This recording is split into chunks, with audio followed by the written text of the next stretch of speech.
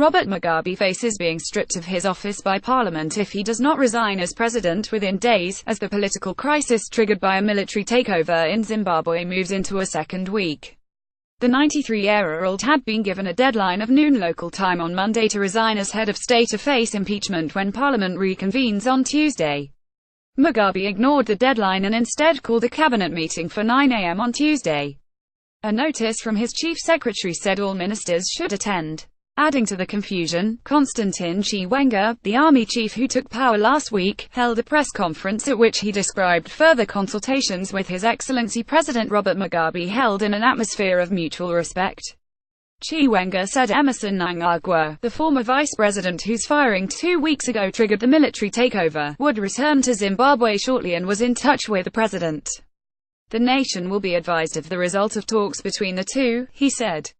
The general made no mention of the potential impeachment of Mugabe, who was stripped of his party offices by ZANU-PF on Sunday. A draft impeachment motion published by ZANU-PF said the aging leader was a source of instability who had shown disrespect for the rule of law and was to blame for an unprecedented economic tailspin over the past 15 years. Although ZANU-PF has the required two-thirds majority in parliament necessary to remove Mugabe, the arrested flight of some MPs may mean the support of opposition parties is needed for the impeachment motion to pass. Lawmakers from Zimbabwe's main opposition party, the Movement for Democratic Change (MDC), will hold a meeting on Tuesday to decide whether to join ZANU-PF to impeach Mugabe, according to officials.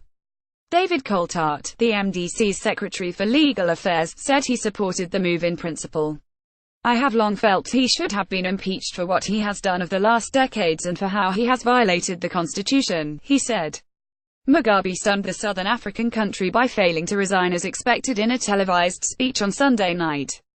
Instead, his rambling address offered no substantial concessions to the tens of thousands of people who have marched calling for his resignation, though it did exonerate the army commanders who led the military takeover last week.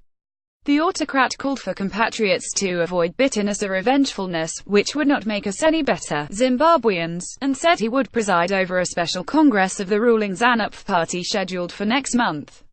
An array of senior commanders sat beside Mugabe as he made his speech. Constantino Chiwenga, the general who led the takeover, turned the president's pages as he spoke. Zimbabwe's powerful war veterans have claimed Mugabe swapped speeches to avoid resigning during the televised address, and they repeated they call for him to go.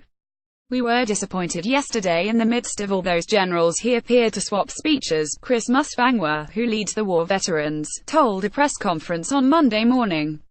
He said the veterans would call for further protests, including a sit-in outside Mugabe's Harare residence, where he is being held under house arrest, if the president did not heed calls to quit.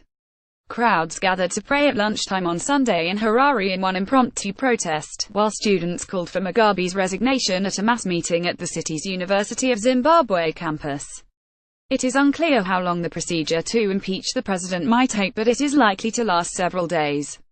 Both houses of the Zimbabwean parliament will have to sit at least twice, with the impeachment motion also going to a committee of senators.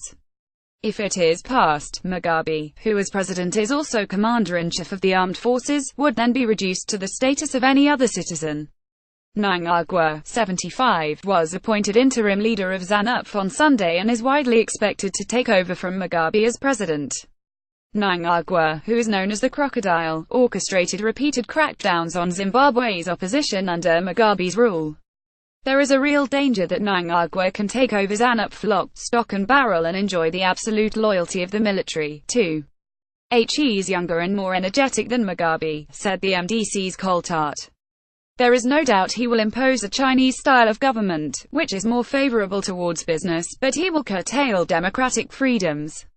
The military has said it has no intention of taking permanent control of government but has indicated it does not want to leave Mugabe in office. The military commanders claim last week's takeover was necessary to remove criminals close to the president, a reference to Grace Mugabe and her G40 faction. Grace Mugabe, 52, has not been seen since the takeover. Sources told The Guardian she was in her husband's Harare residence when he was detained on Tuesday and had not moved since. A spokesman for Theresa May urged a peaceful and swift resolution to the uncertain political situation. We don't yet know how developments in Zimbabwe are going to play out, but what does appear clear is that Mugabe has lost the support of the people and of his party, the UK Prime Minister's spokesman said. An analysis of social media by Brand's Eye, a South Africa-based opinion analysis firm, shows that reactions online to the coup among Zimbabweans have been largely neutral, though the overall sentiment expressed towards the coup has been more positive than negative. The references to Mnangagwa and Chiwenga became more positive in the days after the coup, though there were more negative than positive references to both.